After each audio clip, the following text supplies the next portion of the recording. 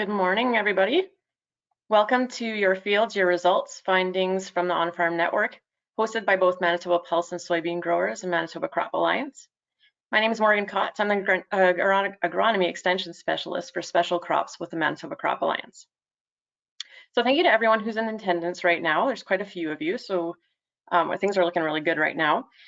So we normally share these results of our on-farm trials with trial participants at an in-person event, and we certainly hope that we're able to do that again post-pandemic in December. So we'll stay tuned for that. And some of you may be unfamiliar with our on-farm trials and what they entail exactly. Our presenters, Jordan and Megan, will go into depth on that, but my summary is basically that the goal of these trials is to, one, work directly with our producers to conduct controlled, replicated trials on their own farm and for their own farm, to enable producers to perform similar trials independently if they prefer. 3, to help make producers more profitable through research that has the ability to provide real returns.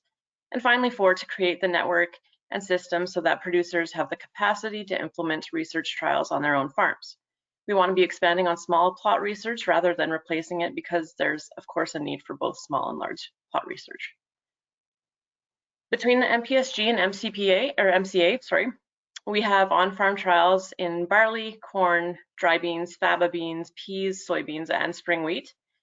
If you or anyone you know or is interested in getting involved with any of our on-farm trials, we'd be more than happy to chat with you about it, and you can contact our respective offices for more information. Before I introduce our first speaker, there are some housekeeping items that everyone is likely very, very familiar with by now. But to go over, on the right side of your screen, you see your table of contents, basically. So in the chat box, we'd like you to use that if you have any comments or observations during the webinar, and everyone can interact together in that spot if you so choose. There's also a separate question chat box, and we want you to direct your questions to our presenters in that box. The presentations will be recorded and posted to both manitobapulse.ca and mbcropalliance.ca following the live webinar. You can find them there. We'll probably also be posting them on social media. Okay, so with that, I think we're ready to begin. We're going to start with Jordan Karpinchik of Tonag Consulting Limited. Jordan has been presenting our corn and spring wheat results at our appreciation event for the past few years, so he's hopefully a familiar face to most of you by now. So when we started working with Tonag in 2017, Jordan and Elizabeth really spearheaded this program with us, and they have been instrumental for the MCA and of course our past commodity organizations by building relationships with our cooperators or producers and running our on-farm trials seamlessly, or so it seems on our end at least. So Jordan, I'll pass it over to you whenever you're ready to begin. Thanks. Thanks very much, Morgan. All right, so as Morgan said, I'm presenting some research from Manitoba Crop Alliance. So let's get started. So today we're going to touch upon 3 trials that we've run over the past few years with MCA. The first one and the bulk of the presentation is going to be on the corn split nitrogen trial that we ran for 3 years. And then I'm going to briefly touch on a few projects that are still running. The first one being the Fizarium Headblade management through fungicide timing, and the second one being management of lodging in spring wheat using a plant growth regulator. So a little bit of a background of where this corn split nitrogen trial came from. Obviously, as most of you remember, the years of 2014 to 2016 were very wet. There was a lot of interest in delaying some or most of the nitrogen application, especially for our late season crops such as corn, to potentially help mitigate early season nitrogen losses that we most definitely were experiencing in some form, especially with how wet spring and June and early July were. So Manitoba Crop Alliance made it a priority to determine whether this is a beneficial practice for corn growers in Manitoba to split nitrogen. So for from 2017 to 2019, we had 28 sites. 21 sites were with conventional fertilizer, and we had 7 sites that utilized manure. Obviously, as you see, I have a star indicated there. We're going to focus on the conventional sites today. The manure sites, if anyone has any questions about it, I can address them afterwards. But the talk will focus on the conventional fertilizer.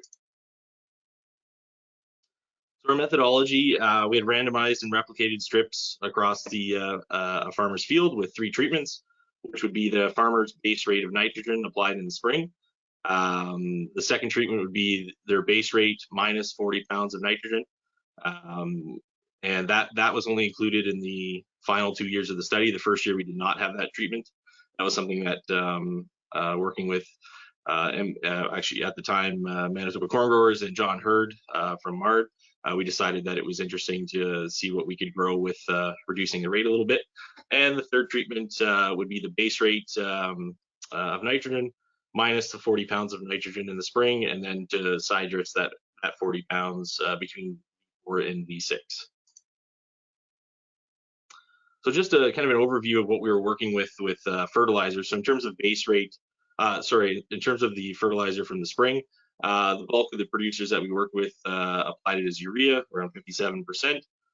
Next being UAN at 33%, which was generally sprayed just after planting. And we had a few producers that used anhydrous in the spring. In terms of side dress application methods, we did have quite an array. That's kind of the fun thing about working with farmers with their own equipment.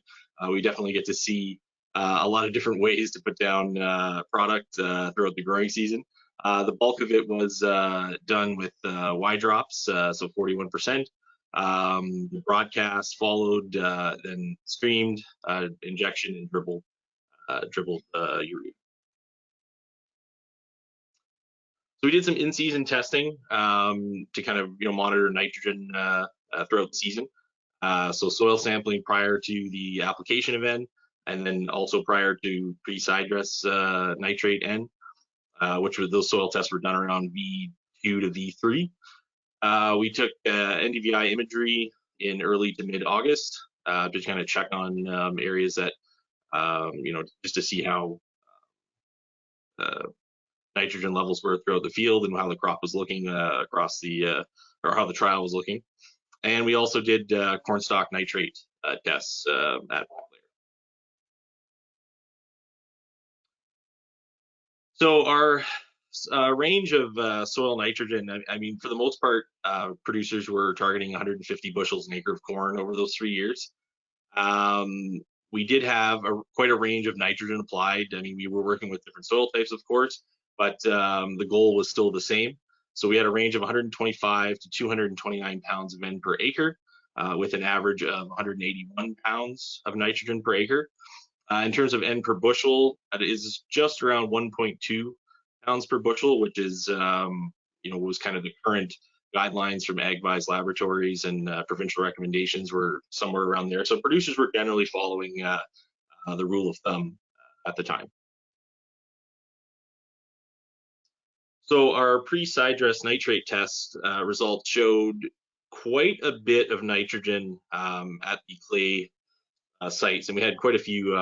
Obviously, most of our corn's produced on in the Red River Valley, so we had quite a few sites that had heavy clay soils. So there was a strong correlation that no additional nitrogen would be needed at any of the clay sites. When we go to loam or sandy loam soil, there was definitely a few sites that showed the need for more nitrogen, which is good. I mean, that's something, I don't know if it was just due to the fact that we had some losses, or just how the soils were affected by the nitrogen that was applied in the spring. But we had a strong correlation at only 2 of the 9 sites, but we definitely saw more of a range. So this is just an example of what our NDVI imagery looked like. This one was taken in August 2019. And this one also has a zero nitrogen check cell, which you can see in the top of the image, just to kind of show what that looks like from a drone perspective. In case that I know producers are using a lot more tools like Red Edge and NDVI imagery, whether it's from satellites or drones. So this is just kind of an idea what that looks like. And obviously we went and checked and verified, and yes, that corn was very yellow at this time of year in mid-August when we had dried out. So this is some research. We worked with John Hurd on the, John actually hand harvested all of our zero nitrogen check cells just to see an idea of what kind of yield that we would be getting in those small checks without any fertilizer. So basically non-nitrogen fertilized areas yielded about 70% of the fertilized treatments. So not a total loss. I mean, obviously we know that fertilizer works, especially for crops like corn, but we're still looking at roughly, at least in 2019, 70% of the fertilized areas. So on to the results. So not a whole bunch of difference between applying in the spring and applying your splitting your application. Basically, most of this could be attributed to the fact that the 3 years that we ran this trial, we were below average moisture for most of the province, especially the corn growing regions. Looking at that, some years 35 to 50 or 60% of normal. But at the end of the day, we had 2 out of 21 sites show a positive yield response to the split application nitrogen. And I'll get a little bit more into details on that in a bit. But our low sites, so that's those blue dots on the screen, we only had a negative response to that 40 pounds of nitrogen fertilizer less treatment 3 times. So it wasn't, the big, I know a lot of guys say 1.2 pounds per bushel, so I should have lost 30 bushels, but that obviously wasn't the case. In some areas, we actually increased yield with less fertilizer. So, I mean, whether that's just a one-time thing or something that could be explored further, that's, it's just it was very interesting to see how tight the spread was even on with that 40 pound less treatment. So just a few observations that we made at certain sites. So the only site that we had a statistically lower yield for the split app treatment was our 2017 site that was near Niverville. This site, the farmer producer wanted to wait until V8 to apply his 40 pounds of nitrogen based on the research that's been done south of the border, especially in the Corn Belt. Obviously, they have a much longer growing season than us, so we just seem to have missed the opportunity for that corn to be able to utilize that in our cooler, shorter season up here. So basically, what that suggests is that earlier applications of the side dress nitrogen V4 to V5 stage was much less risky, and again, it mostly contributed to the fact that nitrogen was stranded at the soil surface because it was so dry, especially 2017. You guys remember July and August. I mean, it was hot and dry, and there was very little movement. I mean, this nitrogen was applied with a Y dropper, but with UAN and agricane, and it, for the most part, just sat at the surface and gassed off eventually. So both our yield responses to the side dress nitrogen came on Elmissippi soils in the McGregor area. So if we're looking at only our loamy fine sand soil types, our response to side dress nitrogen increases to 1 in 3 years. So definitely a lot more potential in our later soils, especially the Elmissippi sands, where we had quite a few corn trials over the years. So in terms of the price, like what that would do, so at those 2 sites, the average response was 8.7 bushels an acre to the split app versus our spring applied. Obviously, they were both done with UAN, but the cost, because of both producers used UAN in the spring, the cost was pretty much the same for the nitrogen. Just the extra application of the sprayer going across at $6.50 an acre.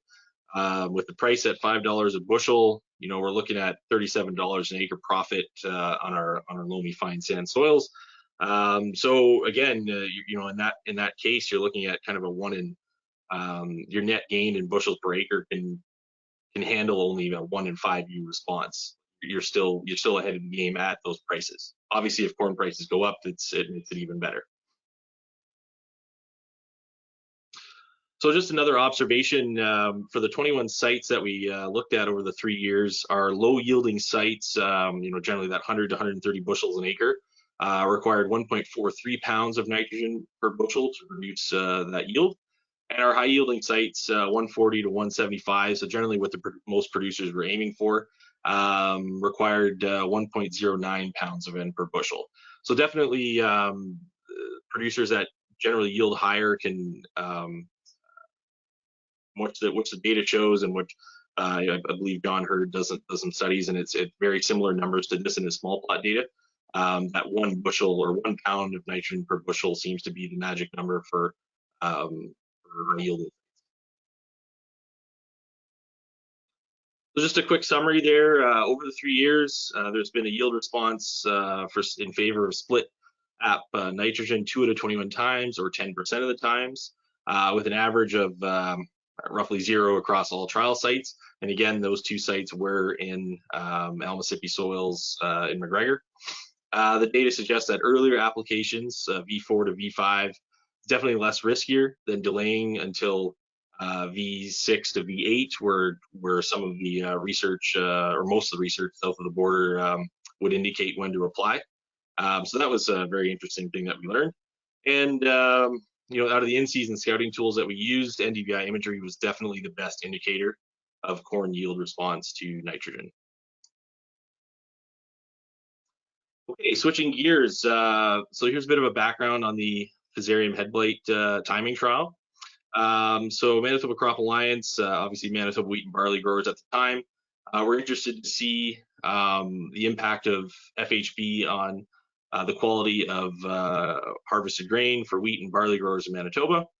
This project we worked with, and we are still working with Regine Picard from Manitoba Agriculture to help further develop the province's FHB modeling system, to help make decisions on not only when to use fungicide, but also to hopefully improve timing, to make sure that we're applying it when it needs to be applied.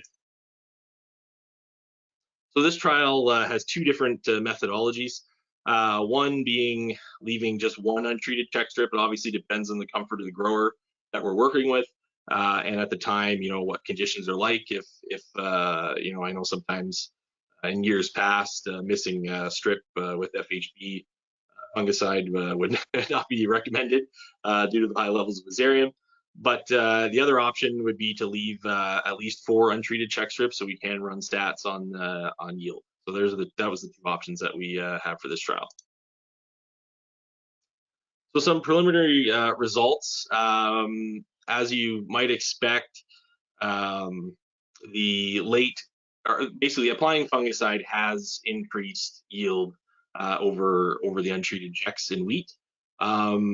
What you may not expect is that it's roughly only about 2 bushels difference between the applying fungicide and not, which in my math, I'm doing the math right, I'm using a product like Pgr at anywhere from $15 to $20 an acre.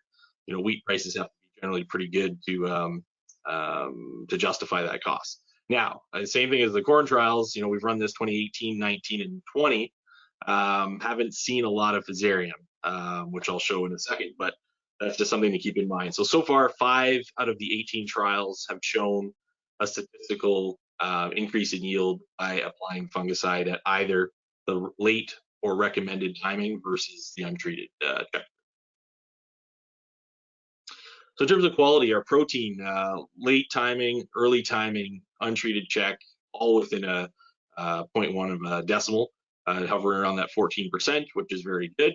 In terms of DON and Fdk levels, we've only observed this at 3 sites in very low numbers. Like the test limit of detection is 0.3, and we're in that 0.4 to 0.5 range. Very trace amounts at 3 sites over the 3 years.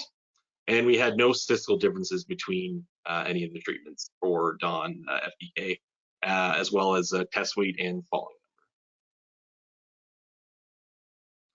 Okay, so for our Pgr trials, Manitoba Crop Alliance, again, wheat and barley at the time, wanted to see what the effects of using a plant growth regulator like Manipulator 620 was on plant height, yield, and milling quality of spring wheat.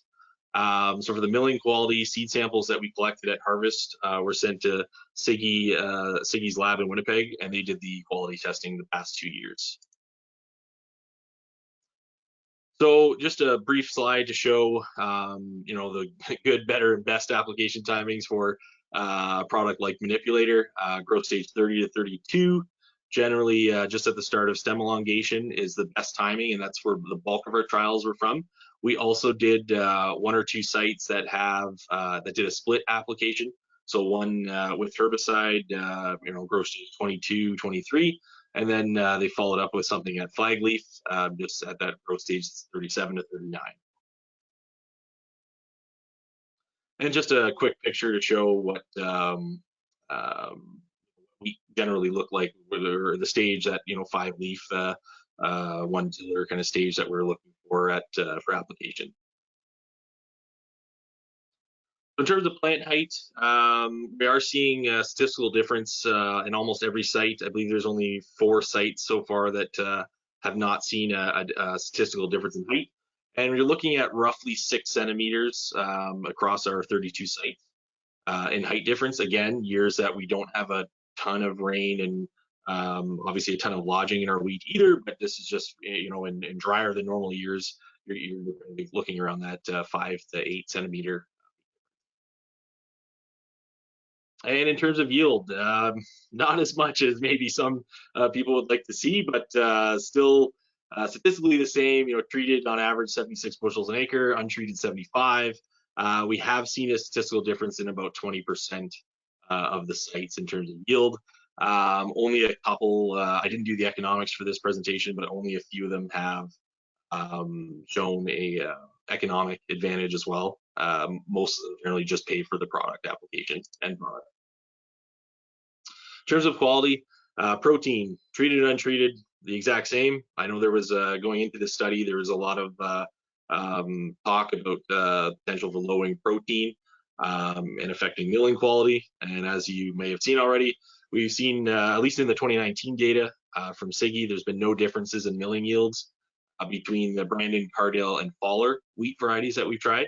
Although we did see an increase in milling yields from Cameron and Rowan wheat, and that's something that, again, we only have a few site years for those varieties. Well, obviously the bulk of our data is coming from Brandon, but there is some potential there. And treatment with a PGR did not impact the overall flour performance or bread quality on a laboratory scale, which is great news. I mean, obviously there's we're adding these things to make maybe our life easier in after post harvest with maybe less tillage passes, things like that.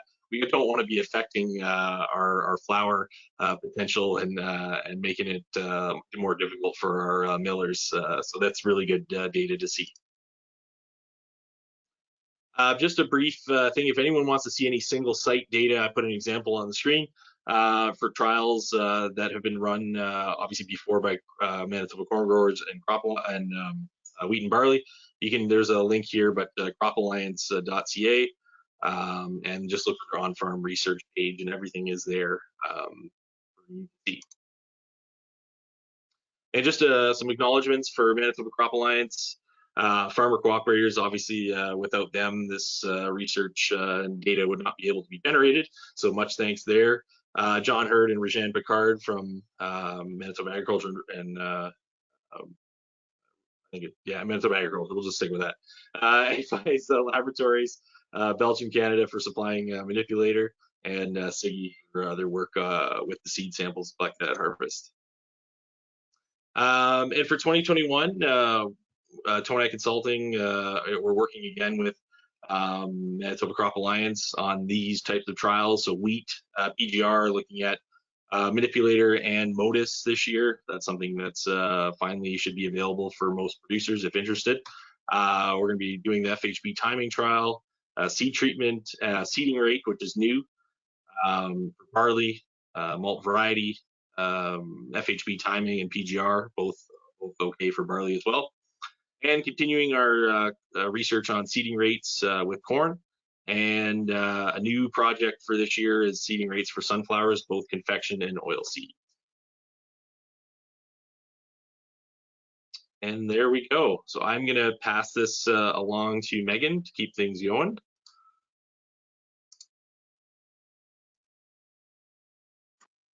Okay, I'll get my screen up here. Hopefully this will flow. Okay, so I think we should be in business here. Just give me 1 second to adjust things. On my end, there we go. All right, so I am Megan Burns, the agronomist for the On-Farm Network program with the Manitoba Pulse and Soybean Growers. So we'll move into what we've been finding in our On-Farm Network trials so far. Maybe if I can advance my slides here. There we go. Okay, so I have a lot that I'm going to cover pretty swiftly today. So bear with me and make sure that you're using the question box that you have access to, and we'll get to your questions and any questions for Jordan at the end here. And of course, if there's anything that you want more details on or to have a more in-depth discussion about, please feel free to contact me via phone or email at any point to do that. So just to give you an update or a sense of where we're at with the On-Farm Network program so far. So we've been at this for about 9 years now, and we have over 360 trials that we've run so far on-farm across about 20 different trial types. So I'll get into some of those specific results right now, starting with soybean seeding rate trials. So results from our soybean seeding rate trials to date kind of started to come out in our last edition of Pulse Beat, and that will be followed up with another article on these results in the spring edition, which should be hitting your mailboxes in just a couple weeks here. So you can look for more details there. But really why this trial type came about is because soybean seed is so expensive, certainly relative to seed costs for other crops you might grow on the farm. So the question is really, can I reduce my soybean seeding rate to save on that cost per acre without having a negative effect on yield? So we've been investigating this question since 2012, and so far we have a total of 86 trials across quite a wide range in seeding rates so far. So you can see the spread of trials from 2012 to 2020 there. Out of those 86 trials, we've had 18 that have had significant yield differences between seeding rates, and of those, 12 showed economic response. So where that increase in yield with the higher seeding rate was enough to at least cover the seed cost or the increased seed cost in the spring. Now, I just want to put a little caveat on my economic analysis here. So right now, what we use in the on-farm network is an expected market price range of $10 to $12 a bushel for soybean. Now, obviously, that's not very reflective of what the markets are doing right now. So this is a more sort of conservative estimate on the economic side. But the idea is to use an expected market price range that's at least somewhat stable over time in terms of what you can expect if such a thing exists for market prices of our commodities. So we'll look at adjusting that going forward if prices continue to trend high. But I just wanted to put that kind of full disclosure statement on our economics, that it'll be a fairly conservative analysis that we have here relative to market prices today. Okay, so putting this all together, what do we see across our soybean seeding rate trials? Well, we're finding that about 80% of the time, seeding rate doesn't seem to have a big influence on soybean yield. But with that said, what can we learn from the yield differences that we are seeing where we do have significance? So we'll dive into that. And I know this is a lot, but I'm going to kind of guide you through here what I want to draw your attention to. So we have some of our different seeding rate comparisons that we've conducted in the on-farm network. We have the number of times that we've made that comparison in an on-farm network trial. This percentage here shows the percent of the time that we're seeing a significant yield response to that increased seeding rate, what that looks like in terms of an average response, and then how frequently that response was economic. So what this indicates here is we have 4 trials where we've seen a significant yield increase with that increase in seeding rate, but only 1 time out of the 4 was it actually an economic decision, and the increase in yield was enough to offset the increase in seed cost. So that's what we're working with here. I'm going to guide us through this, and then I will summarize everything more neatly on the next slide. So just bear with me as we go through this here. So when we take a look at our results and how they might apply to what seeding rate decisions you're going to make on the farm, I think the very first thing I'm going to do is cross off the idea that we need to seed over 200,000 seeds an acre. And in fact, we're going to go through and cross off the 290,000 seed per acre rates too. And the reason for that is when we look at these higher rates, we're not seeing very much in terms of frequency of having a significant yield increase at that higher rate And it certainly doesn't seem to be, a very economic decision, even when that significant increase in yield is there. And you might say, well, having a significant economic increase 2 out of 3 times here is pretty good, but we're only seeing a significant yield difference 8% of the time when we look at increasing from 160,000 to 190,000 seeds per acre. So those higher rates probably aren't super necessary. When we look at the bottom half of the table here, things get a little bit interesting. So you'll notice that we have a much more reliable economic response, I would say. So when that significant yield difference is there, it's paying for itself more often than not at these rates that we're working with in the lower half of the table here. So taking a look at, the frequency of response, we certainly have a little bit better response than we did at the, higher rates. But when we look at where we have these higher frequencies of significant yield increase, we don't have a large number of site years yet. So, are you going to make a seeding rate decision based on just a few site years of data? I'm not sure. And what's kind of happening over time in the on-farm network with seeding rate trials is we're kind of transitioning to testing some lower ranges. So we're just starting to fill in those gaps, I guess, in our knowledge of, how low can we go with soybean seeding rate. So we'll be able to continue building up our trial numbers here to kind of fill out this information and see if these trends seem to stick as we build our trial database with these lower rates. And then just looking at the last kind of lowest range that we were working with at the bottom here, certainly reliable economic response, but we're not seeing a significant yield increase very often. So that was a lot of information, and what the heck does this mean for seeding rate decisions on the farm? I think we can summarize it something like this.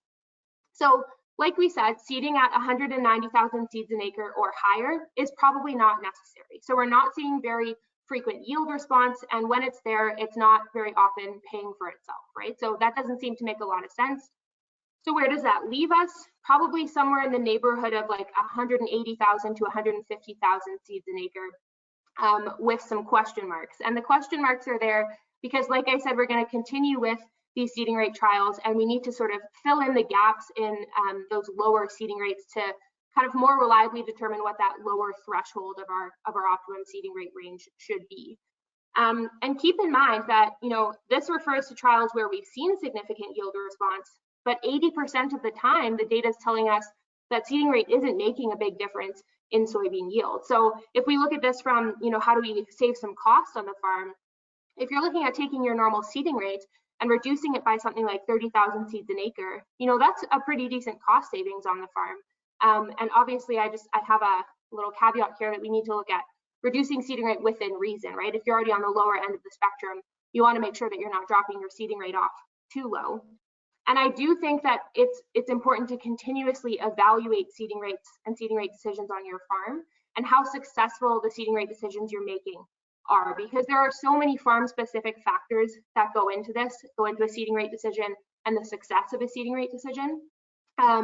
So what works well for one farm in one year, might not even work well for that same farm in another year with very different growing season conditions, and it certainly might not apply to another farm in another region. So I think this is something that's really important to continuously evaluate on a kind of farm-by-farm basis. And if it's something that you're curious about for your farm and you're looking at adjusting your seeding rates, I would encourage you to participate in the on-farm network to get some homegrown data, because nothing beats having results right from your fields on your farm.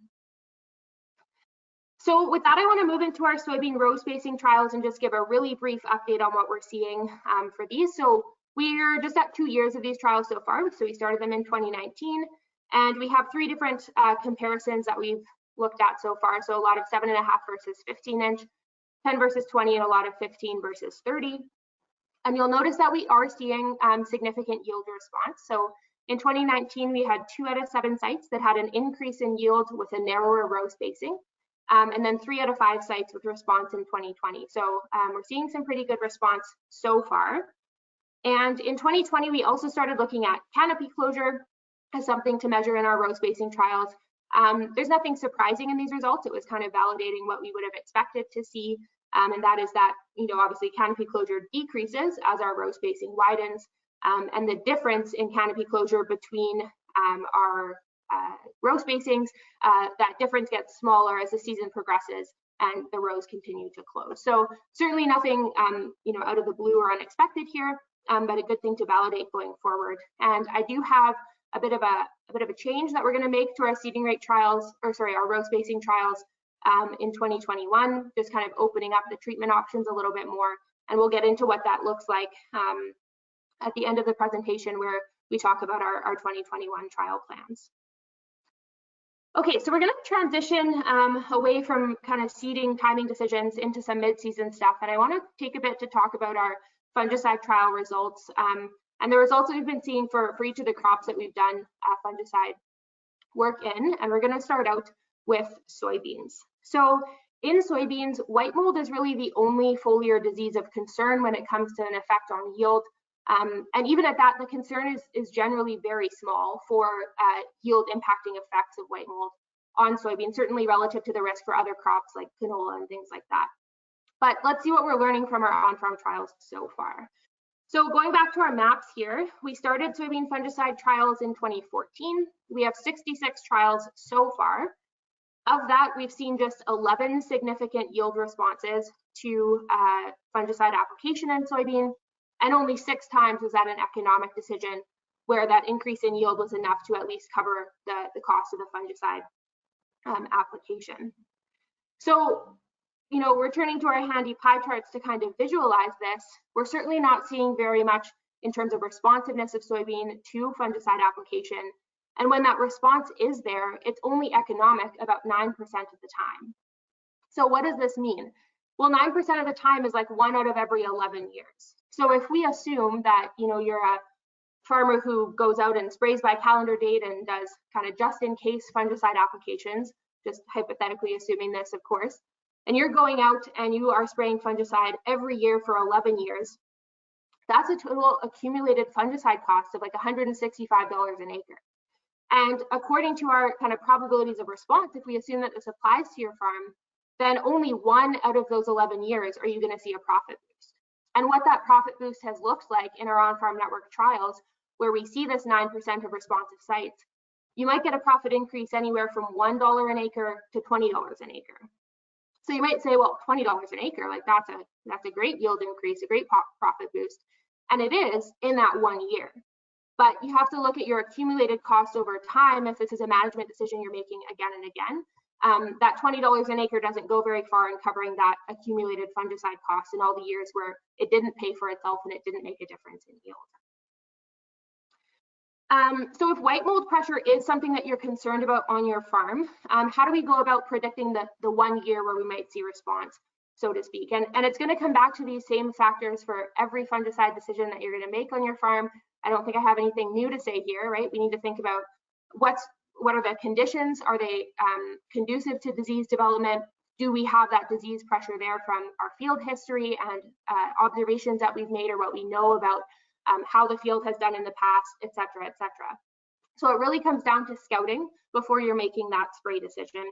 But I think when we boil it down for soybeans, like we're seeing very small increases generally in yield, very infrequently for response to fungicide application. And that product cost isn't inexpensive, right? Like that's a fairly substantial cost to the farm and something I think you want to critically evaluate before making that choice for sure.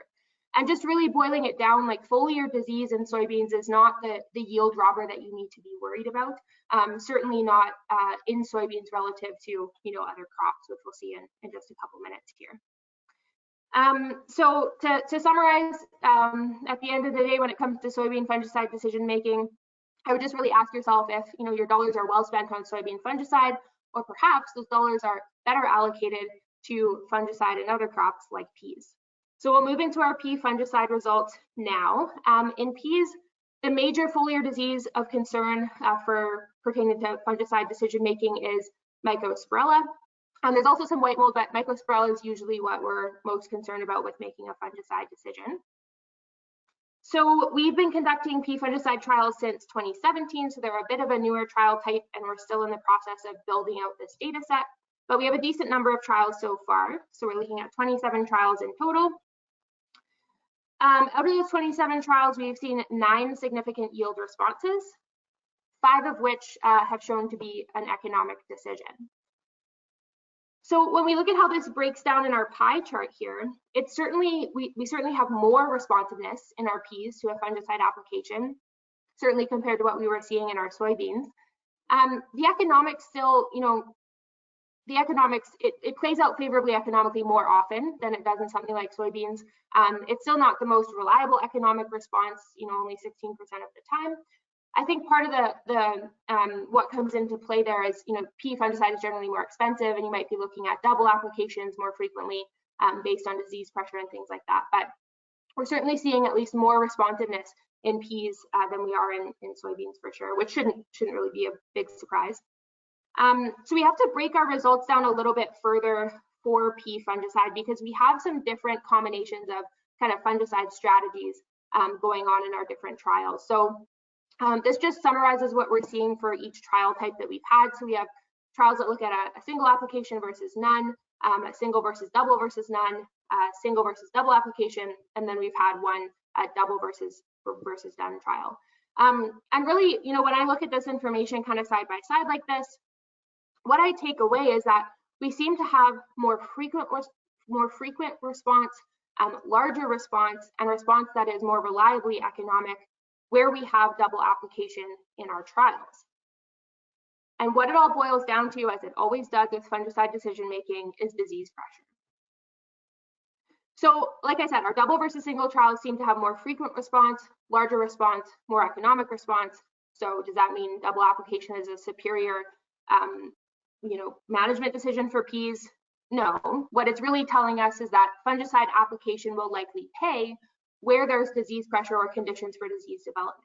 So our trial locations where a farmer is making a decision to include a double application in their trial are those trials where that disease pressure is higher, and that's a management decision that they would be making, regardless of if the trial is there or not. So what we're seeing is when that disease pressure is there in peas, it certainly seems to pay for itself to go in and manage that with fungicide application. And we do have a tool, you might be familiar with this, so you can find this on our website at this URL here. So this is a fungicide decision-making worksheet for managing mycospirilla in peas. And this is something that we're starting to actually apply to our fungicide trials, pea fungicide trials in the on-farm network. So we're starting to go out pre-spray and work through this checklist here. Then the fungicide trial goes in, and at the end of the season, we can kind of retroactively look back and see if this worksheet is working, so to speak, in helping us make that fungicide decision. So we just started doing that. We need a couple more years of evaluation, but we'll definitely keep you up to date on whether or not it seems to be working well. So like I said, for peas, it seems like dollars well spent on fungicide when disease pressure is high enough. And of course, the when disease pressure is high enough part is always the tricky part in making fungicide decisions. So we'll move into our dry bean results now. So obviously in dry beans, the biggest yield robber of concern here with foliar disease is certainly white mold. And that can be quite devastating to yield in dry beans. We have a pretty limited data set relative to our other fungicide trials in soybeans and peas. So we've been conducting these for a few years, just 14 trials so far. And the buck stops there in terms of results because we haven't seen any significant yield responses yet in our dry bean fungicide trials. But I will point out, we had, several dry years in there across our span of years where we've been conducting these trials, and disease pressure just wasn't there, right? So again, that common theme coming out that we should all be familiar with, if the disease pressure isn't there, that fungicide application isn't going to do anything for you in terms of advancing your yield or increasing your profit.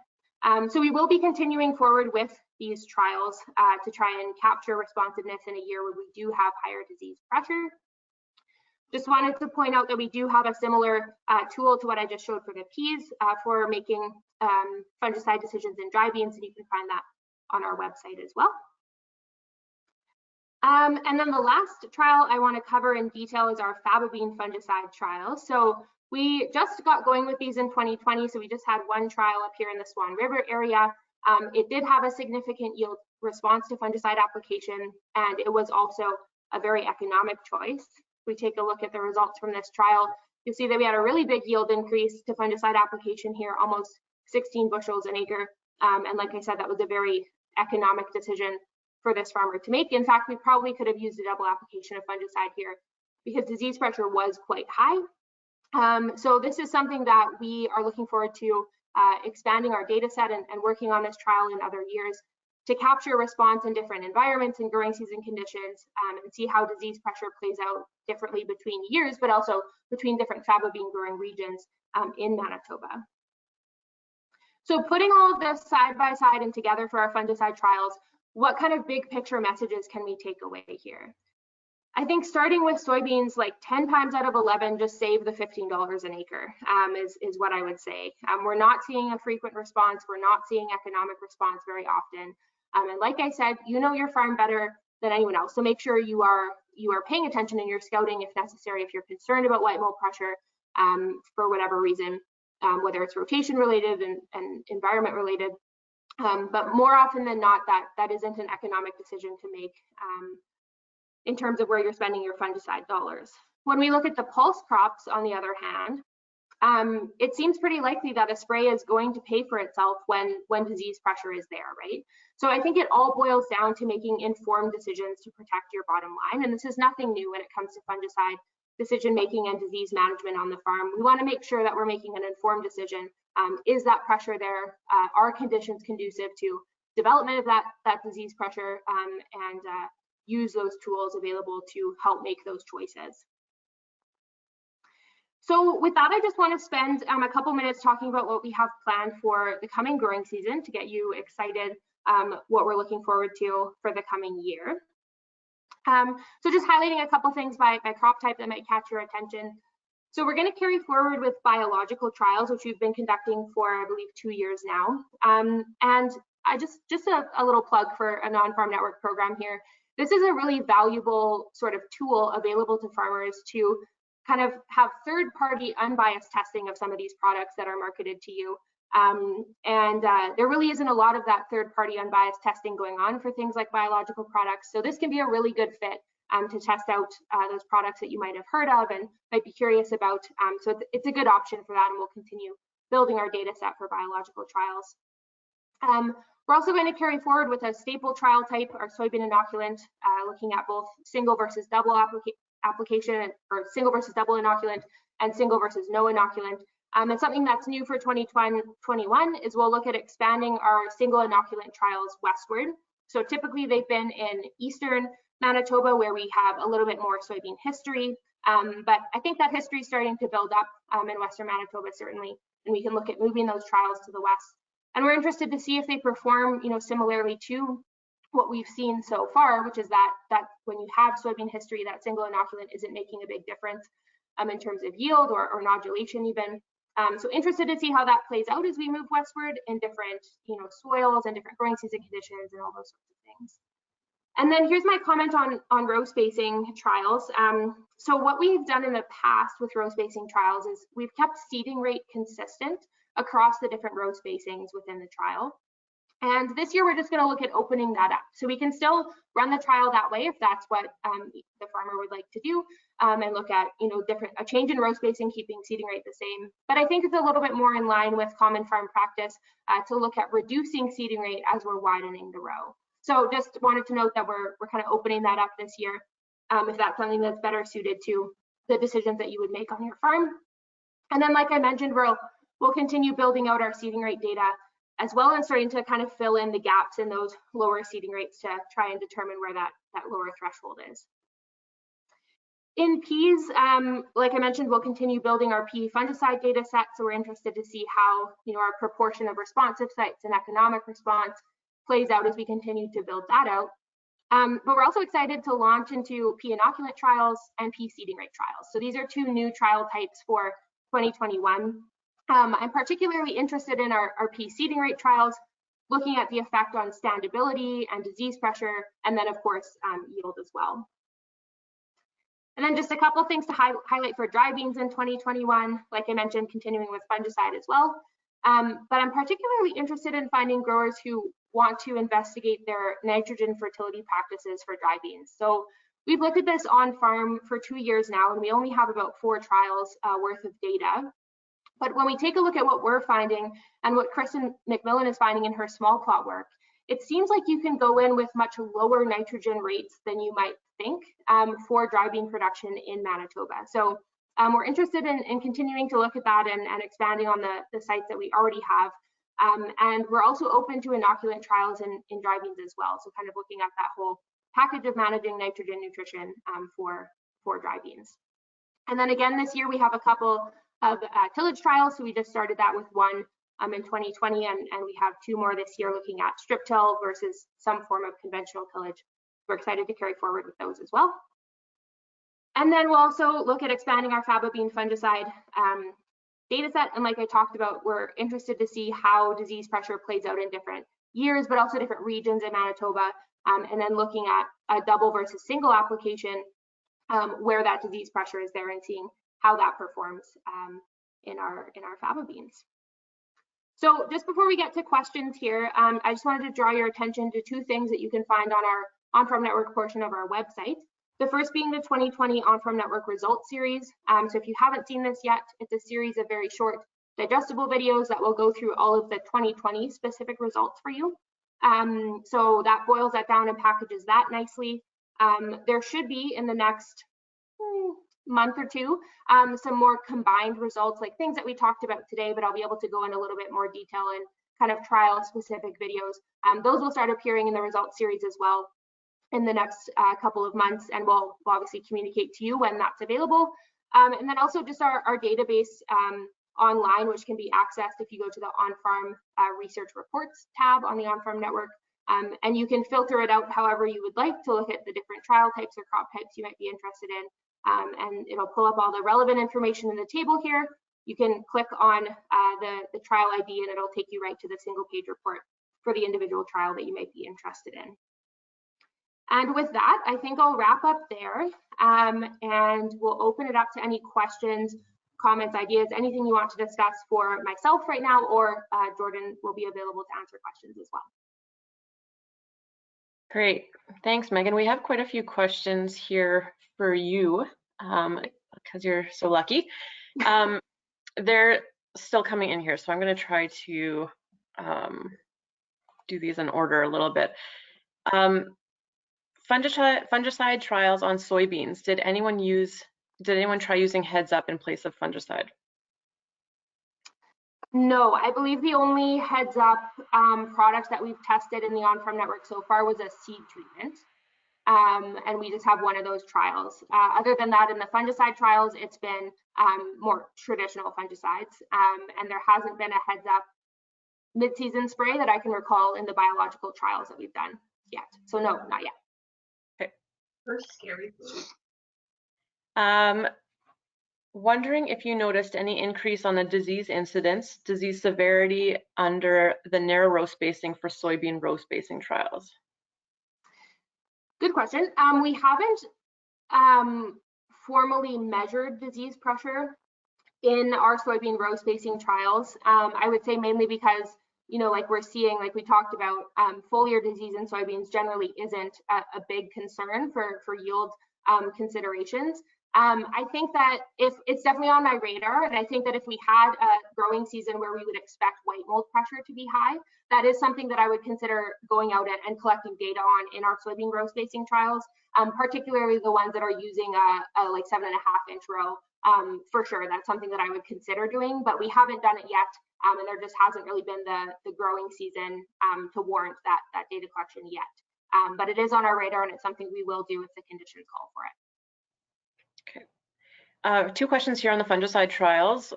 First, what weather patterns, what have the weather patterns been in the years the data was collected, and also any comparisons between products? Sure. So on the weather pattern side, I think the largest range in growing season conditions that we've captured is with our soybean fungicide trials, because they've been conducted over the most years so far. I mean, I think we can all agree that the last few years have been pretty dry, so not the best conditions when you're looking for disease development, certainly. Good for your crop, not good for the disease. So I don't know, like this is why we do this research year over year and continue to build this data set so that we can see how these things are performing in the different growing season conditions. I think what we really need to kind of round out our data. Certainly on the soybean fungicide, I think we can start setting that trial type aside once I get a really wet year or 2 really wet years, where we can look at, you know, there's the conditions are there for white mold development, what's that pressure like, and how are our fungicides performing. So yeah, I guess that's exactly why we conduct this year over year, like I said, is to capture those different responses. On the product side of things, looking at product to product comparisons, we actually intentionally kind of shy away from doing product to product comparisons because the point of the on-farm network isn't to necessarily come out saying one product performs better than another.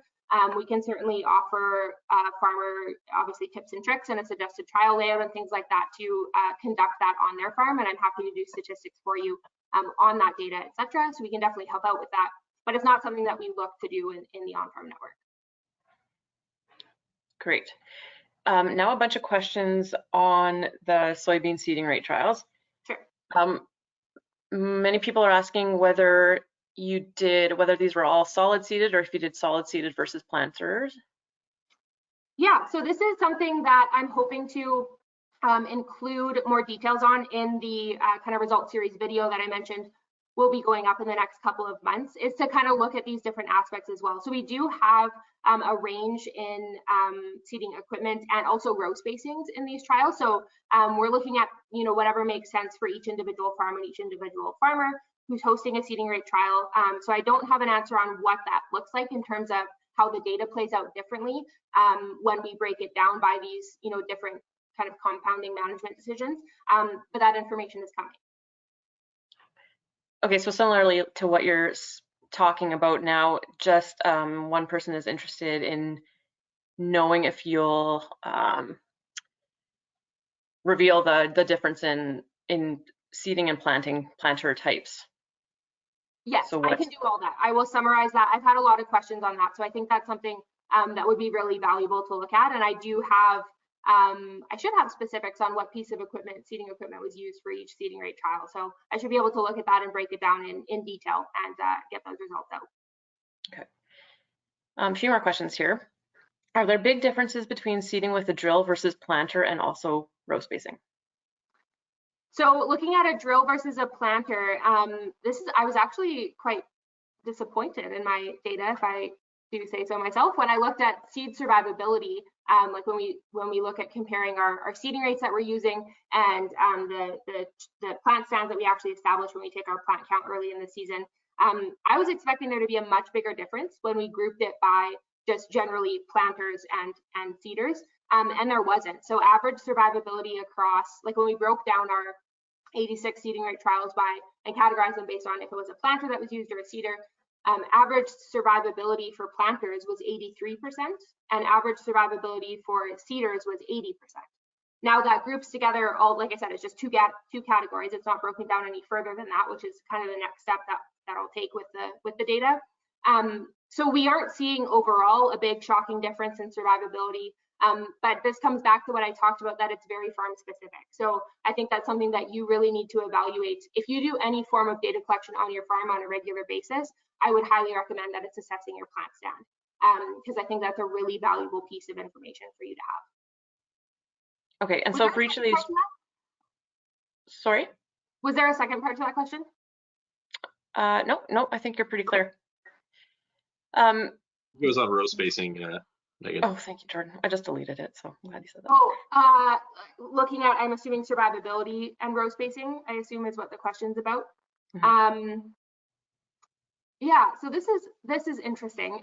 This is also something that will be included in the kind of results video targeted at the row spacing trials. And this is also a reason why I want to open up the treatment options to include a reduced seeding rate at a wider row spacing. So I don't have the numbers off the top of my head, but what we observe in our row spacing trials where we keep seeding rate consistent, as we widen the row, we obviously have more plants within the row, right? And we can see evidence of like plant to plant competition within the row, and some of those plants get really scrawny and are certainly not making it to the end of the season. I haven't seen anything too shocking off the top of my head in terms of, you know, we're not losing a ton of plants by the end of the season, but those effects are there, and I think that effect would be greatly reduced, obviously, if you're kind of reducing your seeding rate as you widen that row, and just giving each plant more room within the row. So something we're going to continue to evaluate going forward, and like I said, I'll include that in the soybean row spacing results video as well. In your data collection, do you have a breakdown of emergence rates versus seeding rates on the same plots and plant stand data? On the same plots? Yeah. I'm not sure I understand the question, but I can tell you what we do. So we assess plant stand early in the season. I think we target V2 or V3 is a early season plant stand assessment timing that we target. So I have the ability to calculate survivability for every trial that we run, regardless if it's a seeding rate trial or otherwise. So I do have that information, yes. Thank you. In the soybean row closing trials, what plant types are you using, bush type or single stalk, and is there a difference? So we haven't broken it down yet by variety type. So again, it's very farm specific, right? This is one of the things that happens with an on-farm program where you're looking at these things for each individual farmer's circumstances and decisions that they're making. So the varieties will vary from trial to trial, and that is also something that I'll include in those results videos. But I'm really pumping up these results series videos. I better make sure they're good. For soybean inoculant trials, do you or can you include whether using liquid, peat, or granular inoculant in the trials? There's a large difference in costs. Great question. Yes, we should be able to break all of that down because we should have that information as well, which type of product was used in the trial. So I can include that in the economic analysis going forward. Okay. Jordan, there's one question for you here. Was there any wheat on wheat rotations in your fungicide study? I don't think there was wheat on wheat. I believe there might have been a wheat on barley or oat. But I'm quite certain there wasn't wheat on wheat, but I can definitely look into that. I believe, I'm just off the top of my head, most of it was on canola or soybeans. Okay. New question here for Megan. Saw a fair amount of Stemphillium blight in faba beans this year in southwest Manitoba. Would be interested in seeing some fungicide data on this in the future. More of a comment. Yeah, that's actually a very good comment because right now, so it was our first year doing the faba bean fungicide trials. So our protocol always takes a couple years to kind of iron out the kinks and determine what data collection we need. And Stemphillium is actually something I definitely need to put on that list because I think we had a fair bit of that in the Swan River trial. So yeah, if you're an agronomist who has farmers, or if you're a farmer who wants to do that, please get in touch with me because I'm interested in that as well. Perfect. So I don't have any other questions coming in, but I do just want to note that if anybody thinks of anything, that Megan and Jordan are, I think, almost always available for questions if you have any about the trial specifically, or Daryl Rex from MCA. If you're interested in doing any of these trials in the future or just looking into them further, feel free to contact anybody on the screen right now. And stay tuned for more data to come in the future. Also visit our websites for some of the final data that you can sort of sift through on your own. But I think, oh, I have one more question. Jordan, have you done any studies on ESN in corn? I don't think we had any producers in that split nitrogen trial using ESN. We did have quite a few use Agritane. We didn't have any Super U either. And again, Agritane was used either in the spring or a few times during the side dress application. So I don't have anything, at least on-farm setting, that worked with ESN. I believe John Hurd would be the one to talk to about that. I know he's done quite a bit of small plot research and maybe even some field scale stuff with ESN, and even Don Flayton has worked with some master students on trials like that address quite a bit more types of fertilizer used for corn. Yeah, agreed. And if you were interested in doing one of those trials eventually, maybe you could speak with Jordan about squeaking that in on the nitrogen trial, if that's potential for the future, if there's room. Also, okay, so I don't, sorry. Also, if there's rain. Jordan's open to it. Okay, so no more questions. I'll have this wrapped up then now. Thank you everybody for attending. And again, if you want the recording, visit one of our websites in the next few days. I'll be plugged up there shortly, hopefully. So thank you everybody again, and have a great rest of your Friday, and enjoy your weekend. Thank you. Thanks, Morgan.